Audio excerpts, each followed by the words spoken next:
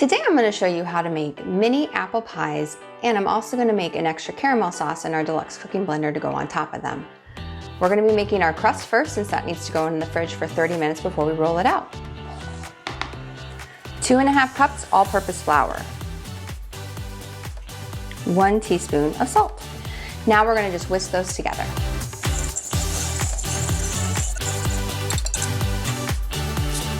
You're going to need 1 cup of butter, which is 2 sticks. I'm going to be using unsalted butter. If you only have salted, you can do that. And if you are using unsalted butter, you're going to want to cut the amount of salt you added into your flour in half. You want your butter to be super cold, so leave it in the fridge until you're ready to cut it up. I'm going to be cutting mine into pats, but you can also cut it into just cubes, small cubes if you want. Now you're going to add your butter to your flour and salt mixture. If you have a pastry blender, you can go ahead and use that and help work your butter in. I don't have one, so I will just be using my hands. You can also use a fork, but I find using your hands a lot easier. You're just gonna wanna work the butter in until it's gonna be clumpy, but you're gonna want like pea-sized clumps of the butter. That's what helps make the crust super flaky. In the end, it's gonna look kind of like you've got just random little clumps. If you go through and you see big clumps of butter, you can just break them up with your fingers real quick. But this is what helps keep the crust nice and flaky after you bake it. You want those little bits of butter all throughout. While you're mixing in your butter, you're gonna wanna keep a ½ cup of water in the refrigerator. You want it ice cold before you start mixing it in. Otherwise, your butter will start to melt if it is room temperature or warmer. I have a ½ cup ready to go. We're gonna slowly mix it in. You may need the full ½ cup or you may not, so just add it in a little bit at a time.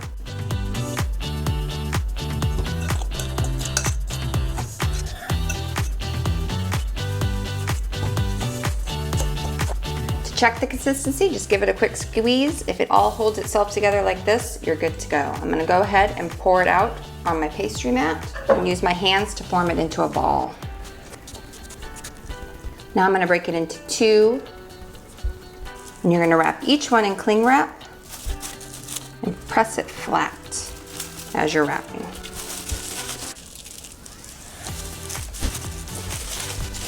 Now you're gonna put those in your fridge for at least 30 minutes. While your crust is in the fridge, we're gonna go ahead and get the apple pie filling and the crumble ready to go. I'm gonna be showing you 2 different ways to peel and slice up your apple. I'm gonna be using a pink lady apple, and you can use whichever you prefer. My family and I went apple picking this past week and got a big box of pink ladies fresh from the tree, so I'm gonna be using those. You can use Granny Smith, Honey Crisp. I like pink ladies because they're a little bit sweet and a little bit tart, and I think it gives an added extra boost to the pies. We're first going to be using the apple peeler core slicer. This one works great if you're making really big pies because it slices it perfectly thin to just throw on in, but I wanted to show this one to you as an option. You're going to pull the arm back. You can do the back of the apple or the top of the apple, but you're going to slide it right on. So this part is your peeler, you have your core and your slicer. So I'm going to push it up just to hit it, and then you're going to start twisting it.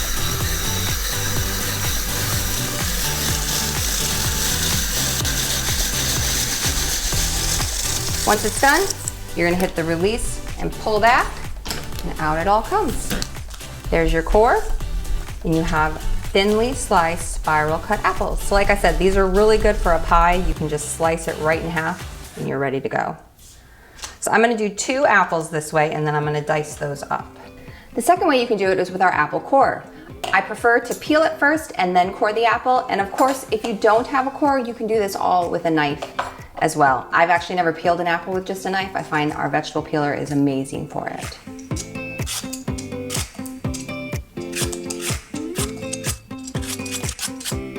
Once it's peeled, you're just gonna core.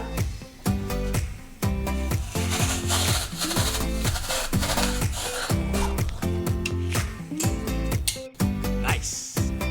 In my recipe, you don't cook the apples down before you put them in the pie, so I like to dice them very small. I'm gonna go ahead, and once you have them all peeled and cored, dice them up.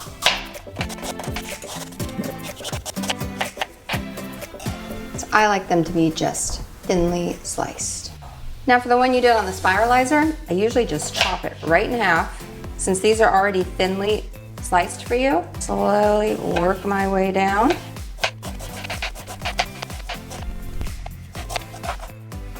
Now the same thing. Keep dicing your apples till you have 4 cups.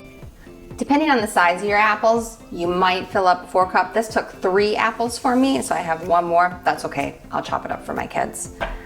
Once you have your 4 cups, we're gonna add in the extra ingredients. I need a bigger bowl. Now we're gonna add in the rest of the ingredients. 2 tablespoons of flour, 4 tablespoons of sugar, 1 teaspoon of cinnamon. I'm actually gonna be using Pampered Chef's new Cinnamon Plus. It's got a mixture of cloves and nutmeg and cinnamon all mixed into it. Gives a nice taste. So 1 teaspoon. I'm gonna be using a double strength vanilla. If you're using a regular just vanilla extract, you're gonna wanna add 2 teaspoons. So I'm just gonna be adding 1 teaspoon. Mix it all up. You just want them to all be coated and look nice and cinnamony. Now we're gonna make the crumble topping. You're gonna need 4 tablespoons of softened butter. You can use salted or unsalted. Half a cup of flour, 4 tablespoons brown sugar, and ½ teaspoon of cinnamon. And now you're gonna mash it all together with a fork.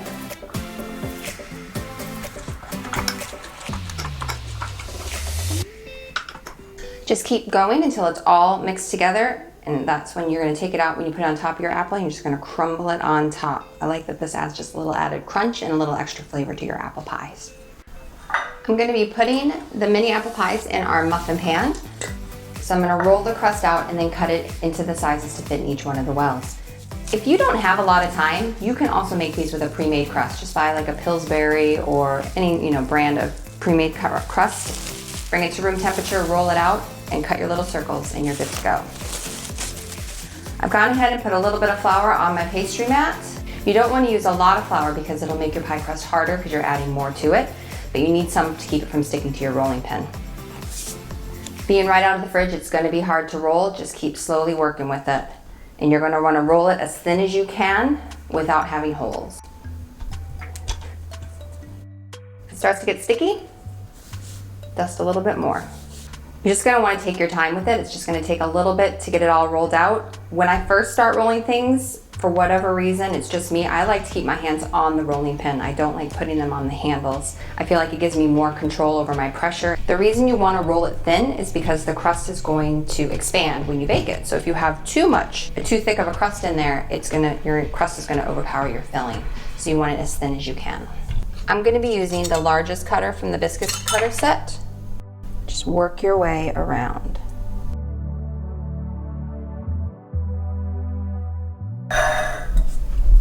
Then one at a time, you're going to press them in the wells.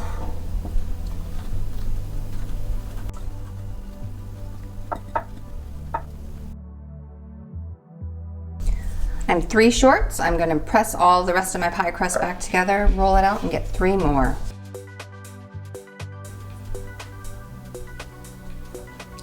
Now we're gonna fill them. I like my apple pies to be nice and filled, so you can go ahead and fill them up to the top or even a little bit more.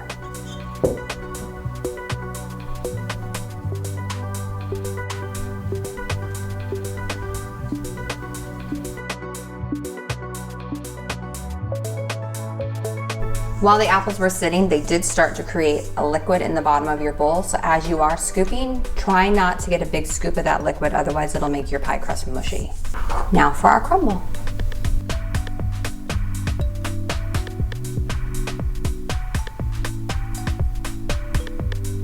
Now before I put them in the oven, I do like to take a paper towel, or you can use a dish rag, and just slowly clear off the edges. Otherwise, your crumble is a lot of sugar, so then it can smell like burnt sugar if you don't do that.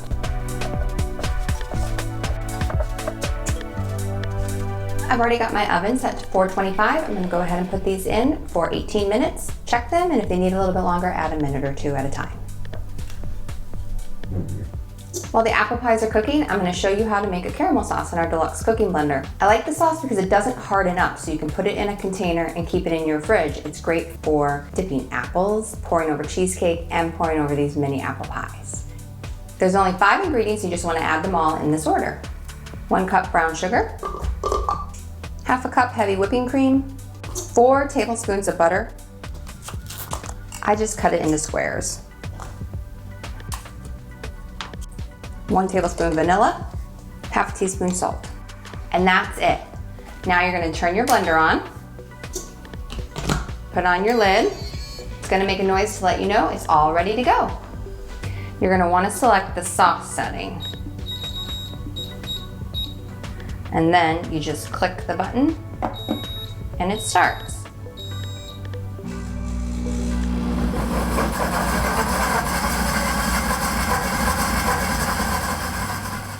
It's gonna go through a process of blending and then heating. So when it stops, it's heating, and of course when it's blending, it's blending. About halfway through the cycle, it's gonna beep, and on the screen, it's gonna say add. There's nothing to add. All you're gonna do is hit the button to keep it going again. Once you have it going, there's nothing else to do. You can just let it sit for the next about 30 minutes until it's all done. Once it's done, I'll show you how to do the cleaning cycle. The apple pies only took 18 minutes, and now I'm gonna go ahead and use the cake tester releaser and take them out of the pan. Now we'll just let them cool while the caramel sauce is cooking.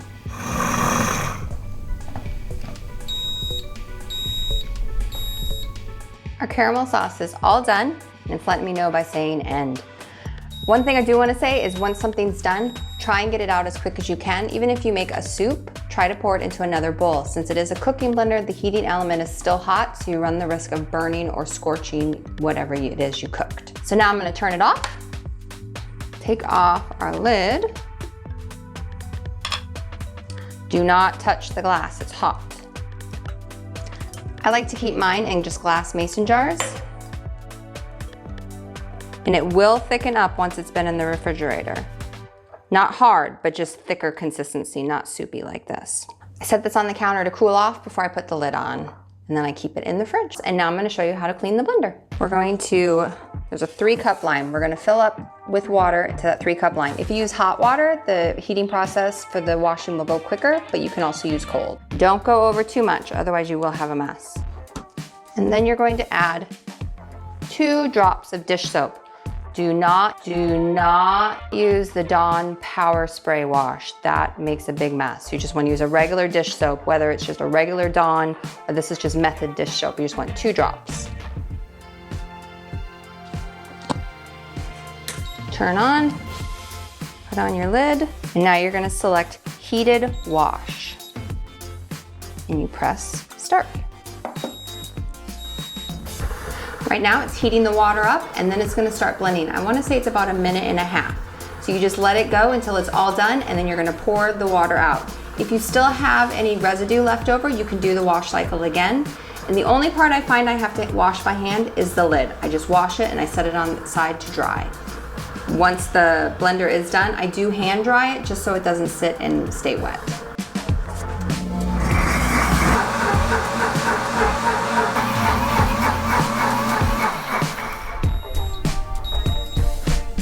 Once it's done, I'm just gonna turn it off, take the blender off, pour it out. And you're gonna wanna give it a rinse. The only part of the blender you do not wanna get wet is down here. This is where all your cooking stuff is, so you wanna keep that dry. And I just hand dry it out. Say I had just made peanut butter. Sometimes peanut butter takes 2 cycles to get it completely clean, but it's really easy. You just dump it out, add another 3 cups into your soap, and turn it back on. Nice and clean. And there you have your caramel sauce. Nice and easy in the Deluxe cooking blender and a quick cleanup with the heated wash cycle. I like to leave it on the counter till I can actually touch it in the jar, and then I'll put the lid on it and put it in the refrigerator and use it for later. And now you're ready for dessert. I'll talk to you guys next time. Bye.